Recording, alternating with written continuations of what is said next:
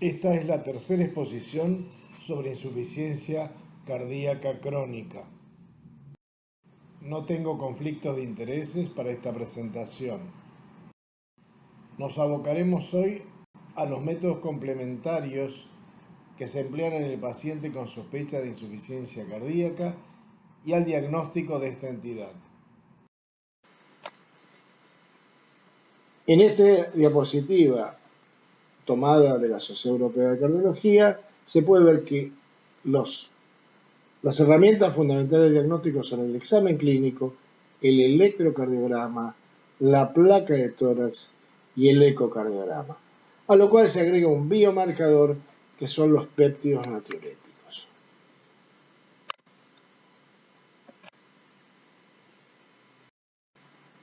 Veamos la placa de tórax. Es casi imposible que un paciente tenga insuficiencia cardíaca con una placa de tórax normal. ¿Qué podemos encontrar a nivel de la placa de tórax? A nivel de la silueta cardíaca, cardiomegalia, por hipertrofia ventricular concéntrica o excéntrica. Los hallazgos pulmonares pueden ser normales o puede haber signos de congestión venosa pulmonar con cefalizaciones y flujo hacia las zonas superiores del tórax, edema intersticial, derrame pleural, particularmente el lado derecho, líneas B de Kerley, hiperlucidez de los campos pulmonares, signos de infección o de filtración pulmonar. En esta diapositiva se resumen algunos de estos hallazgos.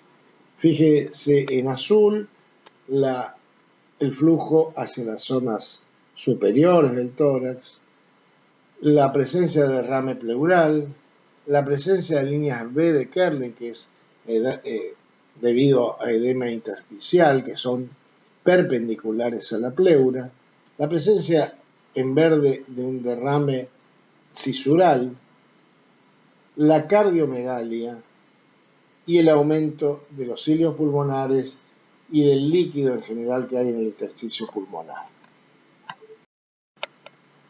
Acá tenemos un ejemplo de un paciente con cefalización del flujo, con líneas B de Kerley señaladas por las flechas en blanco y con cardiomegalia evidente. De modo tal que puede afirmarse que la radiografía de tórax simple, fundamentalmente el par radiológico, tiene un valor diagnóstico importante en la insuficiencia cardíaca. Acá simplemente es para ejemplificar bien las llamadas líneas de Kerley B, que son las más específicas de insuficiencia cardíaca. El electrocardiograma de 12 derivaciones también es sustancial. Tampoco vamos a ver insuficiencia cardíaca con un electrocardiograma totalmente normal. ¿Qué podemos encontrar? Taquicardia o bradicardia sinusal, arritmias auriculares, fundamentalmente fibrilación auricular, arritmias ventriculares, secuela de infarto, ondas Q patológicas, signos de hipertrofia ventricular izquierdo, bloqueo auriculoventricular, microvoltajes y ensanchamiento del QRS con imagen de bloqueo completo de rama izquierdo. Esto también es muy importante porque va a determinar conductas terapéuticas. De modo que cabe subrayar que el electrocardiograma tiene valor diagnóstico esencial en la insuficiencia cardíaca. El ecocardiograma y el Doppler cardíaco se han constituido como elementos diagnósticos imprescindibles a la hora del diagnóstico, el pronóstico y el seguimiento del paciente con insuficiencia cardíaca. Lejos de pretender explicar ecocardiografía, simplemente queremos ilustrar con estos dos ejemplos un paciente a la izquierda con insuficiencia cardíaca diastólica, con gran hipertrofia ventricular, y un paciente con insuficiencia cardíaca sistólica a la derecha, con un ventrículo enorme y con una pésima contracción ventricular.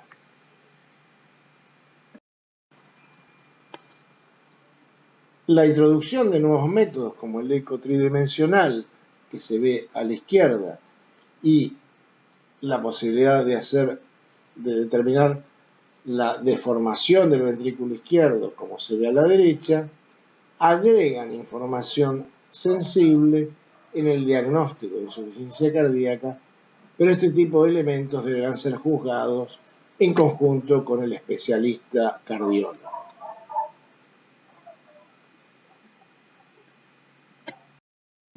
El Doppler permite determinar las presiones de llenado del ventrículo izquierdo.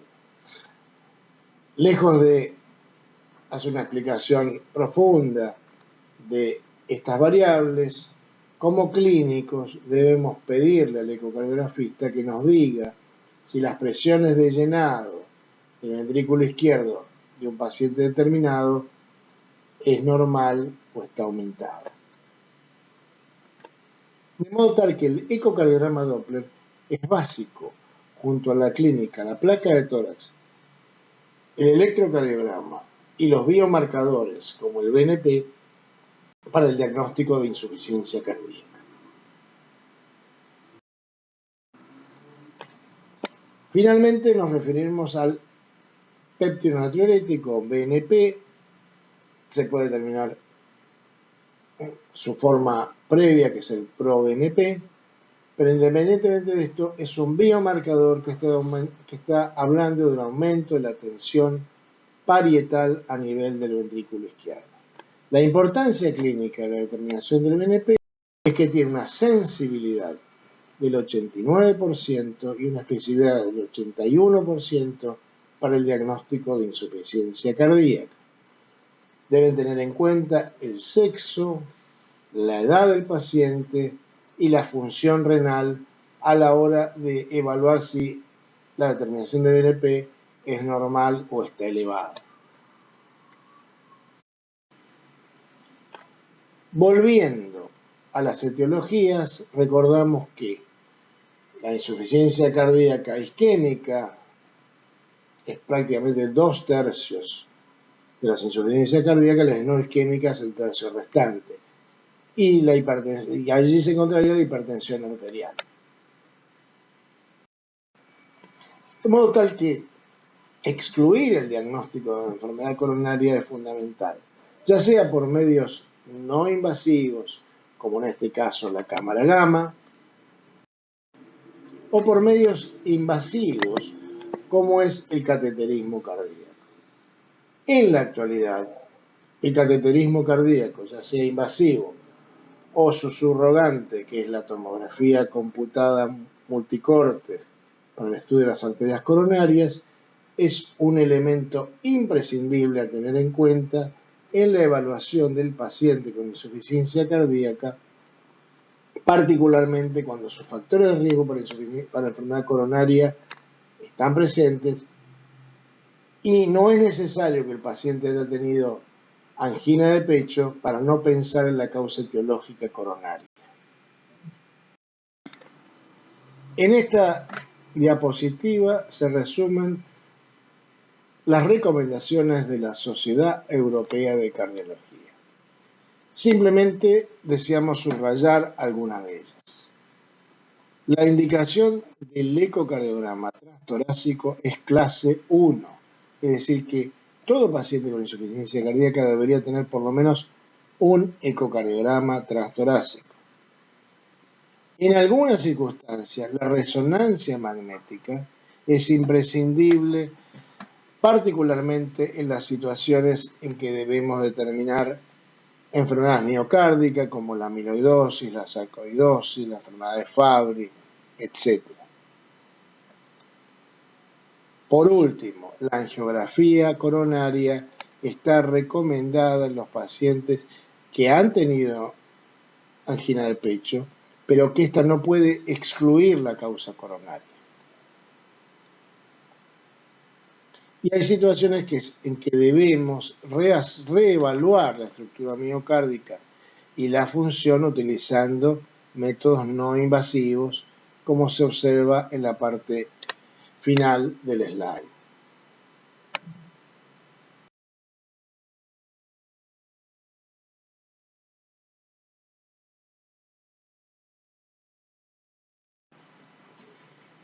Veamos aquí las recomendaciones en cuanto a métodos complementarios.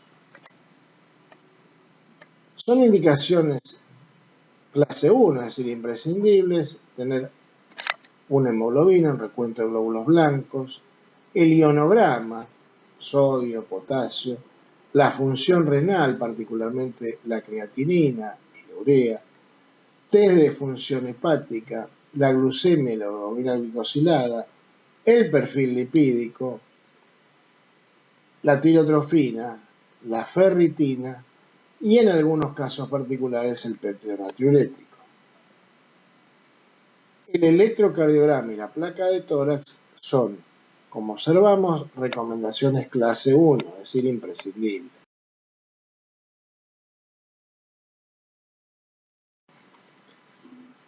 Vayamos ahora al diagnóstico de la insuficiencia.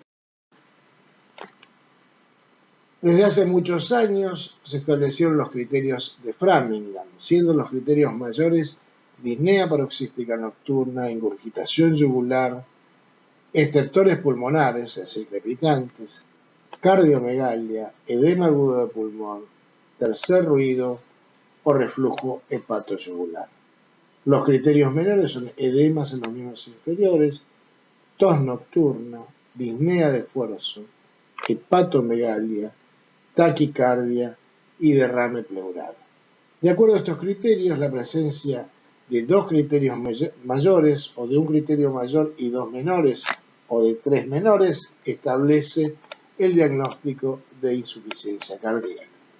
No desconocemos las limitaciones que tienen estas metodologías a través de criterios, pero es útil sobre todo para la investigación clínica. Se han desarrollado algunos métodos cortos de diagnóstico de insuficiencia cardíaca. Por ejemplo, el denominado FACES, que es 5 preguntas. ¿Se fatiga más fácilmente con su actividad habitual? ¿Ha modificado sus actividades o su ejercicio? ¿Se encuentra confortable al subir un piso de escalera? ¿Ha tenido alguna vez edema o hinchazón de las piernas? ¿Ha tenido alguna vez falta de aire y sofocación? Bueno, estas 5 preguntas muy sencillas acercan el diagnóstico de insuficiencia cardíaca a nivel clínico. Este es el algoritmo propuesto por la Sociedad Europea de Cardiología, en el cual vemos que ante la sospecha de insuficiencia cardíaca tenemos la evaluación a través de la historia clínica, el examen físico, el electrocardiograma y más abajo los péptidos natriuréticos y el ecocardiograma.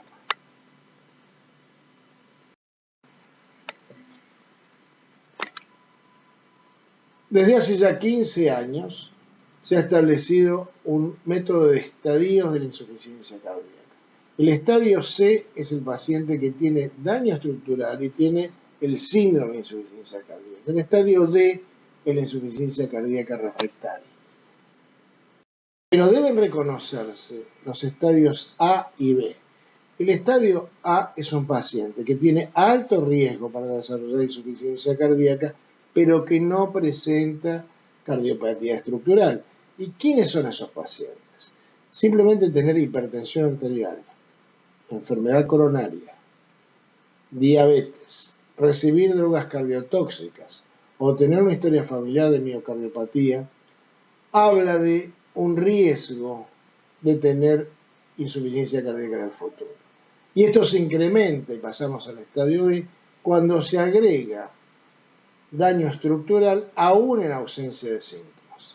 Por ejemplo, un paciente que ha tenido un infarto o una valvulopatía asintomática o una disfunción sistólica asintomática. De modo tal que, desde el punto de vista clínico, simplemente un ejemplo, un paciente con hipertensión arterial sin hipertrofia ventricular izquierda ya está en un estadio A de insuficiencia cardíaca, es decir, que ya tiene un alto riesgo para desarrollarla. Si a esto se agrega hipertrofia del ventrículo izquierdo, dilatación de la aurícula izquierda, ya pasamos a un estadio B.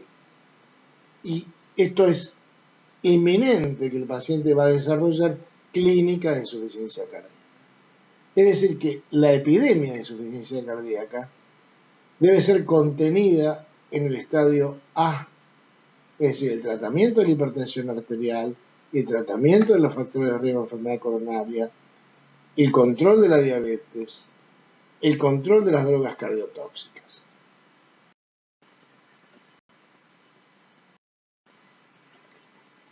Así que podemos definir actualmente a la insuficiencia cardíaca como una entidad caracterizada por presencia de condiciones de alto riesgo, alteraciones estructurales y el síndrome clínico de incapacidad de los ventrículos para inyectar la sangre o para llenarse.